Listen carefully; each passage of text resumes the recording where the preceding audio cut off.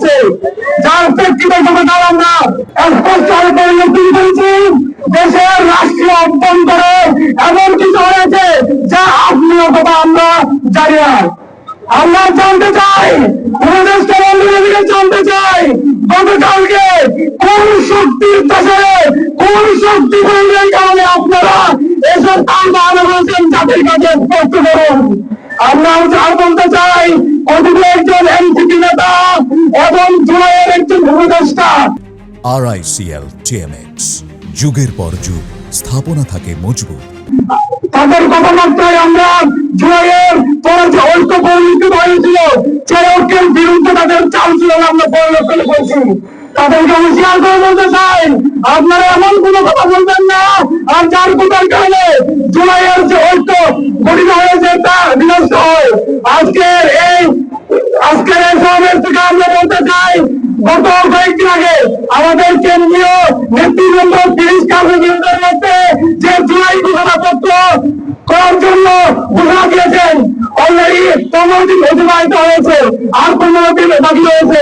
আমাদের দাবি থাকবে অতি শীঘ্রই 15 দিনের মধ্যে জুলাই ঘোষণাপত্র জারি করার জন্য যা যা পদক্ষেপ নেওয়া প্রয়োজন আপনারা পদক্ষেপ নেন। এই নাটক দেখার জন্য আপনাদেরকে আমরা উপদেষ্টাতে বসাইনি, আমরা আপনাদেরকে উপদেষ্টাতে বসাইছি জুলাইয়ে যে আমাদের শহীদ হয়েছে এবং 30,000 অধিক আহত হয়েছে তাদের বিচার করার জন্য।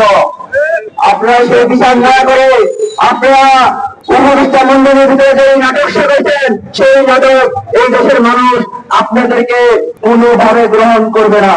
আমি স্পষ্ট ভাষায় বলতে চাই, জুলাইকে যারা বিনষ্ট করতে চাইবে, জুলাইকে যারা মুখে দিতে চাইবে, তারাই এই বাংলাদেশ থেকে মিশে যাবে। কারণ ভারত যে প্রতিনিয়ত তারা ষড়যন্ত্র করে যাচ্ছে, ভারত যে আগ্রাসন চালিয়ে যাচ্ছে বাংলাদেশের উপর, আমি স্পষ্ট ভাষায় বলতে চাই, জুলাইয়ের সহযোগিতা বেঁচে থাকতে ভারতের আগ্রাসন, ভারতের ষড়যন্ত্র মেনে নিবে না। সংগ্রামী সহযোদ্ধা, আমি ডক্টর ইউনূসকে বলবো, আপনাকে আমরা ক্ষমতায় বসিয়েছি শহীদ ভাইদের এবং আহত ভাইদের বিচার করার জন্য, এবং আওয়ামী লীগের বিচার করার জন্য, এবং জুলাইয়ের ঘোষণাপত্র দেওয়ার জন্য। আপনি সেটি করতে ব্যর্থ হয়েছেন। আমি অনুরোধ করবো, এই দুঃসময়ে আমরা আপনাদের পাশে আছি। আপনি নির্ভয়ে আওয়ামী লীগের বিচার এবং জুলাই গণহত্যাকারীদের দল তাদের বিচার এবং জুলাইয়ের ঘোষণাপত্রের অতি দ্রুত সময়ে যে মুদ্রায়িত সময় ঠিক করা হয়েছে, ওই মুদ্রায়িত সময় দিতে হবে। আমরা একটা জনতা আপনার দেশে আছি, আমরা আমাদের দিচ্ছি, আপনার কাছে আছি।